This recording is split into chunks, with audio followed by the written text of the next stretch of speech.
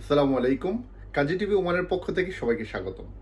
আজকের এই ভিডিওতে আমি দৃষ্টি আকর্ষণ করব সাহাম, সোহাট, খাবুরা এবং শাহনাজ লেওয়ার অঞ্চলের বসবাসরত ওমান প্রবাসী ভাইদের। আপনারা জানেন যে সোহাট এমন একটি অঞ্চল যেটা ওমানের মধ্যে অন্যতম। এখানে ব্যবসা বাণিজ্য সব দিক দিয়ে খুবই ভালো।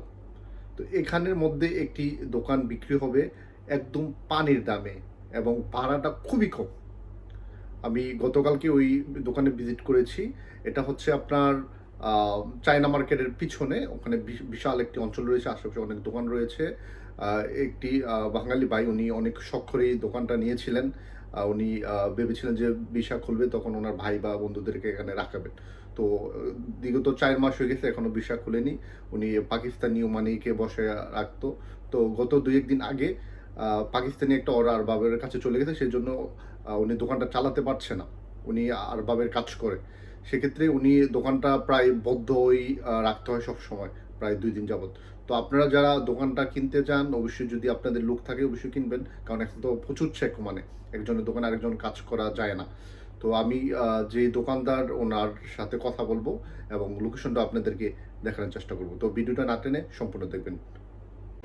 প্রিয় দর্শক, এই মুহূর্তে আমরা কথা বলবো এই দোকানের ফোরম্যান যে উনি কেন এই দোকানটা বিক্রি করতেছে। ভাইয়া আসসালামু আলাইকুম, ভালো আছেন? ওয়ালাইকুম সালাম। আচ্ছা, আলহামদুলিল্লাহ।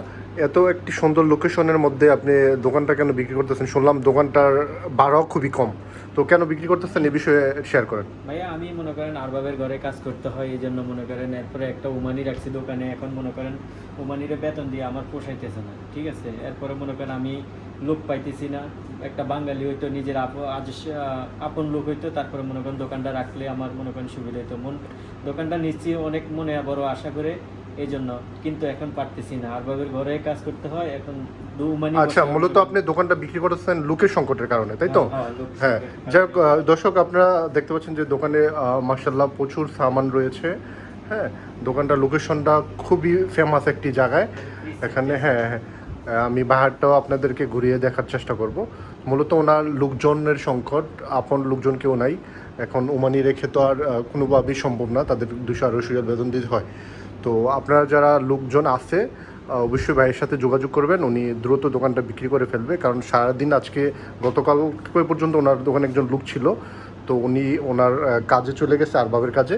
তো সকাল থেকে এ পর্যন্ত দোকানটা বন্ধ ছিল। তো এইভাবে দোকান বন্ধ থাকলে রানিং দোকানও নষ্ট হয়ে যায়।